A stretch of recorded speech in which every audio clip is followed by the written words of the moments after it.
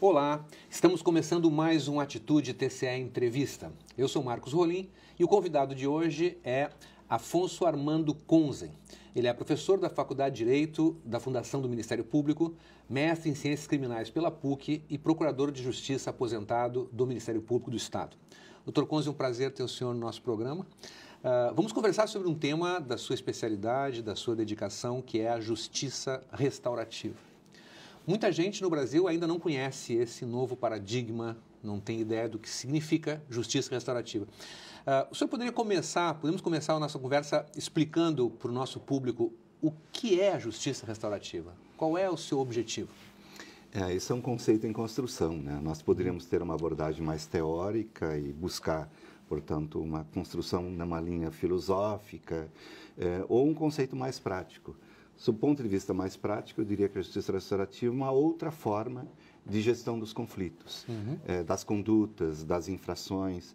Geralmente, quando se trata de conflitos, de transgressões, de convivência entre as pessoas. Sim. Ou seja, em vez de nós optarmos para a gestão dos conflitos, transferindo a responsabilidade de dizer a solução para um terceiro, por exemplo, para um juiz, para o Poder Judiciário, as pessoas diretamente envolvidas com o conflito se dispõem a participar da gestão. No fundo, é esta a ideia básica que está por trás do sentido dessas duas palavras, justiça restaurativa.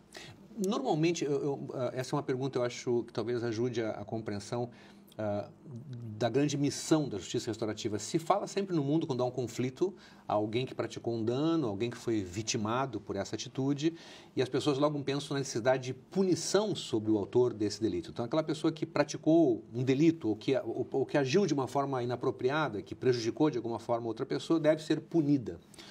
A ideia da justiça restaurativa não é exatamente a ideia da punição, né? Não, mas como ela funcionaria? Ela rompe claramente com a perspectiva punitiva. Sim. É uma alternativa, portanto, às soluções punitivas. De achar que a punição por si só resolve o conflito.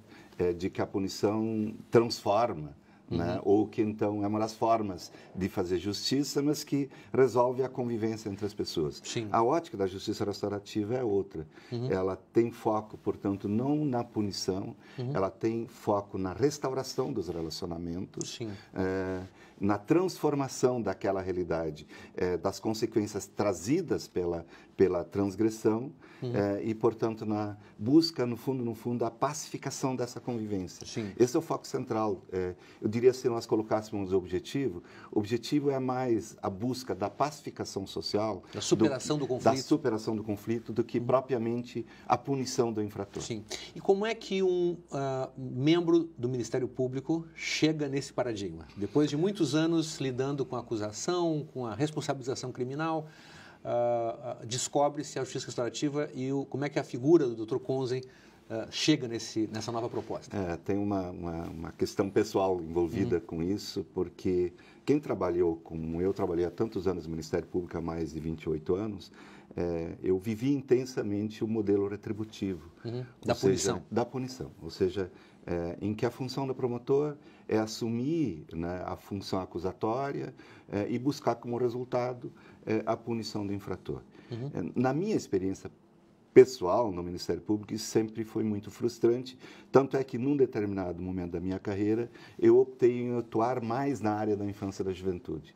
Na área da infância e juventude, a minha experiência também passou pela mesma lógica, ou seja, quando entrou em vigor o Estatuto em 1990, nós percebemos de que a proposta trazida pelo Estatuto, no fundo, também se norteava, né, numa perspectiva punitiva em relação ao adolescente autor de ato infracional. Mas, principalmente, quando o Estatuto foi apresentado à escola, nós percebemos o quanto era frágil a lei e quanto ela desconstruía uma lógica da escola tradicional, que se sustentava muito em cima da ideia da manutenção da disciplina e da organização da ordem interna pela ameaça de uma sanção.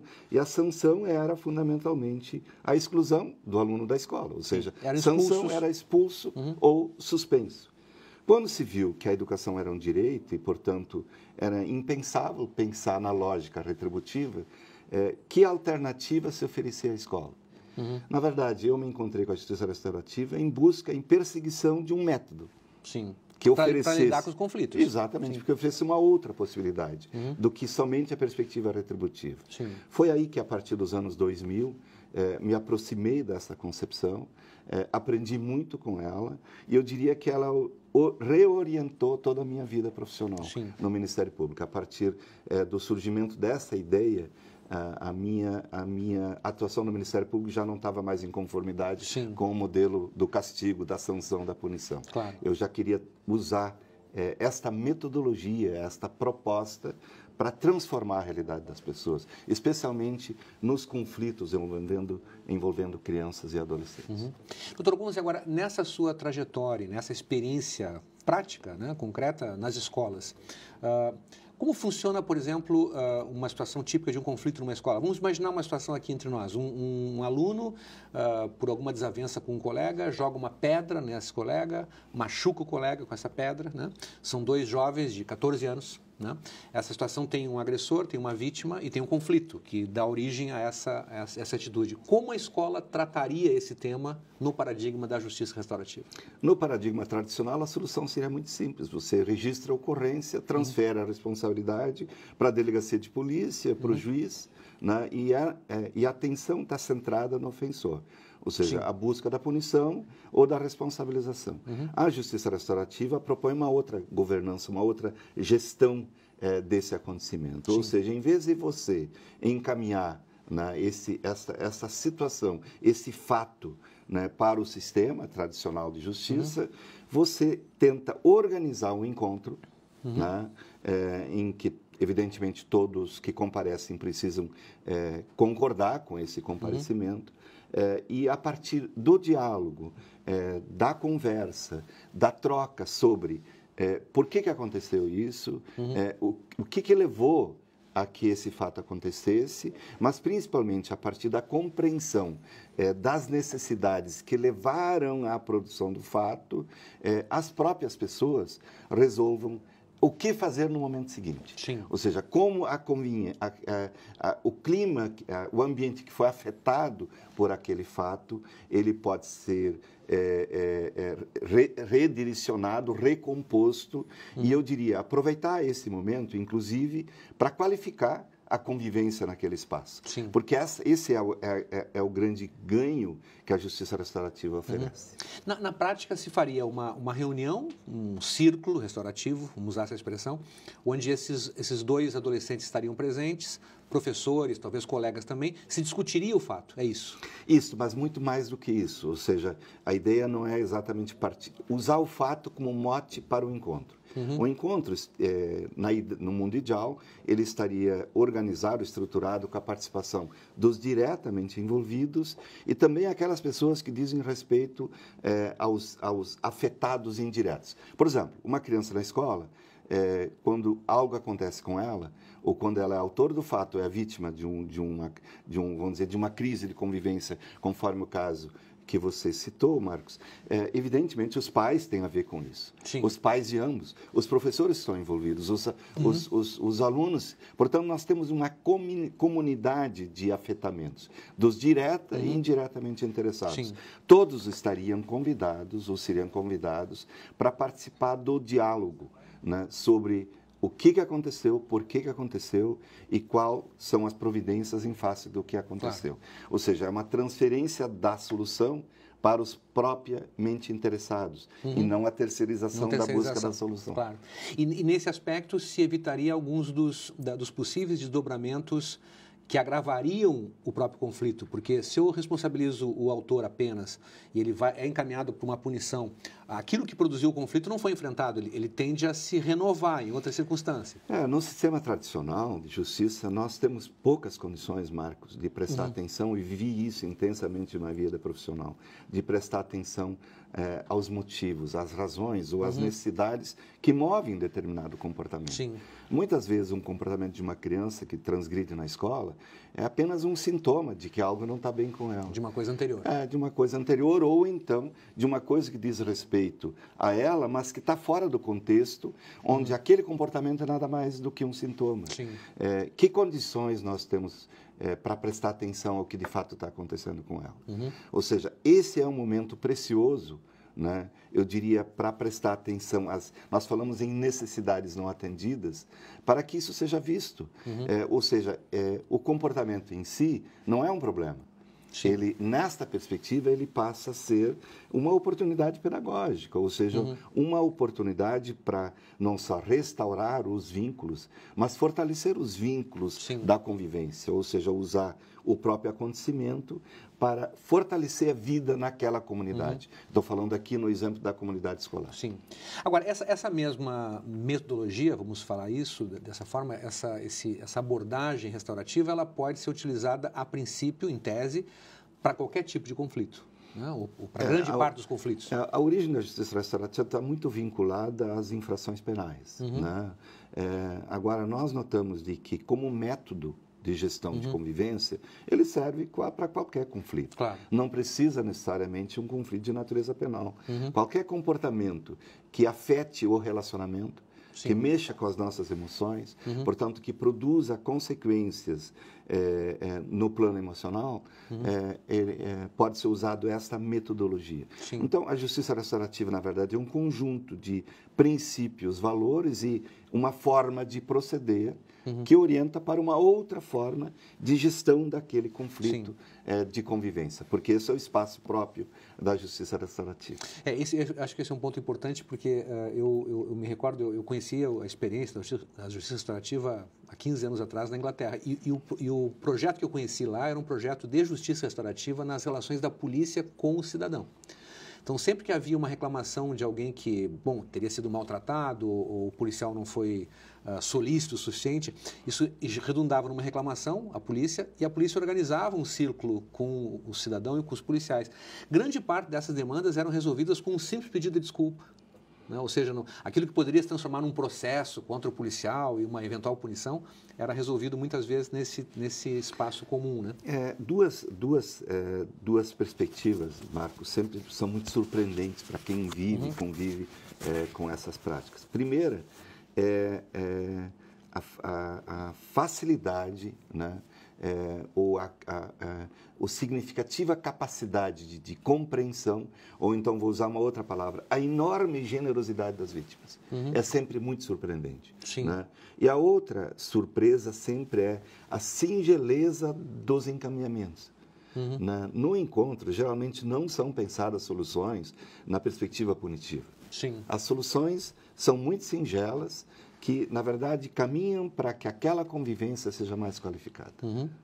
Bom, agora, essa abordagem, no caso brasileiro, ela tem sido aplicada mais frequentemente na área da infância e da juventude, até porque o ECA permite essa flexibilidade, né? Mas qual é a dimensão hoje no Brasil desses projetos? Nós temos aqui em Porto Alegre um projeto, temos em alguns outros locais. É impressão minha ou ainda segue sendo uma experiência muito assim de alguns projetos, né? Ou não, já está mais disseminado? Nós estamos vivendo no Brasil, Marcos, uma experiência que tem mais de 10 anos. Né? Eu diria assim, as fronteiras das práticas hoje não tem uma dimensão muito clara. Sim. Porque a apropriação ela está espalhada, ela de alguma forma tem iniciativas dentro do sistema de justiça, tem experiências muito bem sucedidas em áreas difíceis do sistema de justiça. Eu vou dar um exemplo. Por exemplo, uma experiência que aqui da Grande Porto Alegre, em Novo Hamburgo, na área da violência doméstica, em que as mulheres vítimas de violência doméstica estão sendo atendidas por essa metodologia, num primeiro momento com um único propósito, de que elas fortaleçam recuperem a sua autoestima. Né? Porque é o início de uma condição de elas redirecionarem o seu modo de vida com o seu companheiro e até com o abusador. Então, o mundo das frentes, né, são muito fortes no Brasil. Talvez seja, eu diria, um movimento no Brasil que hoje envolve muita gente. né? E oferece uma perspectiva transformadora completamente diferente do que temos instalado no sistema de justiça e de segurança tradicional. E as experiências, ainda muito embrionárias, mas elas acontecem tanto na área educacional como na área infracional dos adolescentes, mas também na área dos adultos. Na execução penal, por exemplo, temos iniciativas muito bonitas no sentido de auxiliar, utilizar esta metodologia para o apenado, no final do cumprimento da pena, tem a possibilidade de restaurar os seus vínculos com a sua própria família, com vistas à reinserção, ou seja, ao retorno a convívio social, sem o risco da reincidência, ou seja, cumprindo, de fato, uma promessa mínima de ressocialização, que o nosso sistema promete, mas não cumpre. Claro. Vamos fazer uma pequena pausa na nossa entrevista para a frase de atitude. Em todos os programas a gente propõe, eu proponho sempre ao entrevistado uma frase e para ouvir a opinião ou o que sugere essa frase ao entrevistado. E a frase que eu separei para hoje, Torconzi, é uma frase de William Shakespeare, que diz assim: o inferno está vazio e todos os demônios estão aqui. O que lhe sugere essa frase? Esse é Shakespeare. Faz perguntas difíceis e nos sugerem questões difíceis. Só essa frase me sugere de que, em geral, né, nós pensamos de que os demônios estão todos aqui, né, e de que eles nos pertencem. Eu acho que não nos pertencem nem os anjos nem os demônios. E eles não estão no inferno e nem estão todos aqui. Na verdade, se nós olharmos para... Me sugere a ideia clara de que nós temos condições, né, plenamente de cuidar dos nossos demônios. E eles não são tão demônios assim. Né? Às vezes, nós transformamos as pessoas e colocamos nelas uma etiqueta de que elas são demônios. Mas, na verdade, elas têm uma humanidade escondida. Né? E ninguém é completamente demônio. E ninguém é completamente anjo. Ninguém é completamente anjo. Então, eu acho que se Shakespeare tinha razão, ele sugere que a gente pense as etiquetas que nós colocamos uns nos outros. No tema do etiquetamento, né, há também um papel muito importante cumprido pelo sistema punitivo, porque quando alguém é condenado criminalmente, é como se essa pessoa deixasse de existir como pessoa e ela fosse reduzida ao seu delito, à sua prática, né? Então, por exemplo, o sujeito lhe roubou, então ele é ladrão. Não se trata mais de uma pessoa que praticou um roubo, ele é agora um ladrão, né? E assim sucessivamente. Isso também não acontece na justiça restaurativa? No sistema tradicional, você sabe tão bem como eu disse, nós reduzimos as pessoas a um conceito. Né? Ou seja, elas passam a ser condenado, apenado, processado, réu. Todos parece que são iguais. Uma das grandes diferenças da prática restaurativa com relação à prática tradicional é a preservação absoluta da identidade, né? Do nome, do rosto. Até porque, no encontro, o que se privilegia num espaço que é cuidadosamente organizado para que isso seja possível, é a diminuição das diferenças e o respeito, portanto, à dignidade de cada um. Ninguém está sendo convidado para o círculo já com uma ideia de que ele tem uma etiqueta. Não, ele está sendo convidado com uma pessoa que teve uma experiência, se ele é vítima, essa experiência é uma experiência negativa, essa pessoa tem necessidades a serem atendidas e, portanto, ela está sendo convidada para que nós possamos prestar atenção no encontro às necessidades que ela tem. Da mesma forma, o ofensor, ou seja, sem nenhuma preocupação maior com uma etiqueta. E a linguagem que se utiliza no encontro restaurativo favorece muito a eliminação destas, ou então a diminuição dessas diferenças. E a própria metodologia. Claro. No caso do Brasil, especificamente, há alguma novidade do ponto de vista legislativo? Na reforma do Código de Processo Penal, que está em tramitação, que não avança nunca, há alguma iniciativa de inserção, pelo menos principiológica.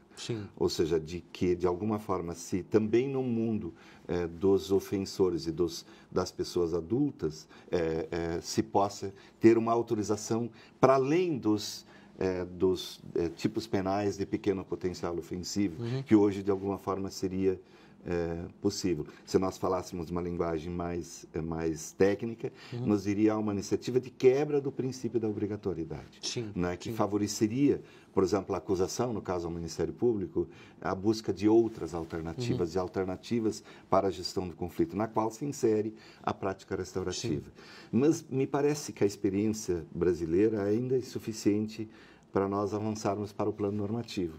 Acho que nós temos a liberdade suficiente, a lei brasileira nos permite a liberdade suficiente para a experimentação dessa prática, até para termos a maturidade e a aceitação social suficiente para que isso seja, então, num segundo momento, levado para a lei. A lei pode nos favorecer, mas hoje ela não nos impede. Sim, mas do ponto de vista criminal, especialmente, bom, houve a prática de um crime, a princípio nenhum juiz poderia tratar isso de forma restaurativa, ele precisaria aplicar a legislação penal, no caso.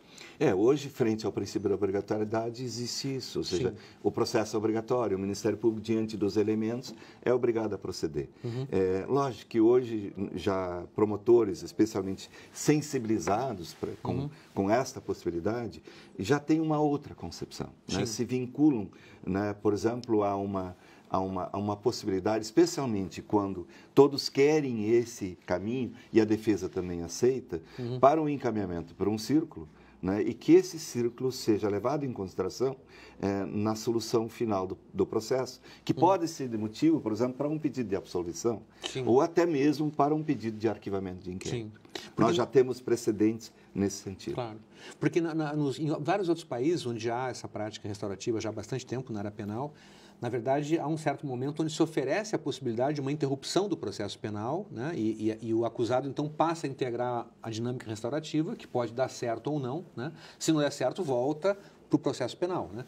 No caso do Brasil, isso não seria possível ainda hoje, né? Nós teríamos que ter uma mudança legislativa. Isso ainda não está claramente autorizado na lei. O que temos visto são juízes que fazem uma experiência. Sim. Né? Ou seja, mesmo sem norma clara, eles tomam a iniciativa de autorizar, interpretam, portanto, a forma mais aberta o rigor formal da lei, né? E abrem brechas, abrem espaços, abrem janelas para uma outra possibilidade. Sim. Nós estamos concluindo a nossa entrevista, o tempo passa muito rápido, né? E há tanta coisa para falar, mas eu queria que o senhor pudesse abordar mais especificamente como uma mensagem para as pessoas que imaginam que a única solução possível para se enfrentar, por exemplo, a violência, o crime, seja encarcerar seres humanos. Com a sua experiência, por que o senhor tem a convicção de que esse não é o caminho? Que embora tenhamos que prender gente, óbvio que temos que prender muitas vezes, mas que esse não é o caminho da solução. Por que não é o caminho da solução? Eu diria que a pacificação social, ela não vai ser obtida por esse modelo que temos instalado, Marcos, de jeito nenhum. Não é encarcerando pessoas que nós vamos viver melhor ou viver em paz entre nós. Nós que vivemos todos numa mesma sociedade, numa mesma cidade, numa mesma comunidade. Se nós quisermos apostar mesmo na pacificação social, nós precisamos apostar no fortalecimento dos vínculos entre nós. E fortalecer os vínculos significa inclusão e não exclusão. Sim. A lógica que temos instalada, ela é perversa, porque ela acredita, né, de que nós consigamos viver melhor e em paz, afastando as pessoas. Sim. E elas voltam sempre piores. Eu acho que nada do que o testemunho da realidade cruel do nosso sistema penitenciário atesta não só a futilidade, mas a impossibilidade de que esse sistema traga a pacificação social. Nós temos que mudar de estratégia. E nada significa mudar de estratégia se nós não conseguirmos mudar de método. A justiça restaurativa nos provoca para colocar em movimento outros valores. E aí, um outro método que nos possa levar realmente à pacificação social. Eu estava esses dias vendo uma notícia de um jornal americano mostrando que depois que a maconha foi legalizada na Califórnia, os promotores daquele estado estavam empenhados em limpar os registros criminais de todos que haviam sido condenados. Me estranhou assim que promotores estivessem preocupados com isso. No Brasil, quantos promotores, proporcionalmente estariam hoje sensíveis ao tema da justiça restaurativa? Esse é um tema importante já no Ministério Público? Já é um tema importante. Aliás, eu estou indo a Brasília a convite do Conselho Nacional do Ministério Público, exatamente para falar para um conjunto de promotores que está sensibilizado com isso. Ou seja, é uma instituição que ainda preserva, né, por vários dos seus membros, um pouco essa vocação acusatória própria do modelo retributivo, Sim. mas já temos um enorme número de promotores sensibilizados para um outro papel do Ministério Abertos Público, para isso. que é de construção da pacificação social. Muito bem. Doutor Armando Conze, foi uma satisfação tê-lo no nosso programa. Esse foi o Atitude TCA Entrevista. Ficamos por aqui e até a próxima semana.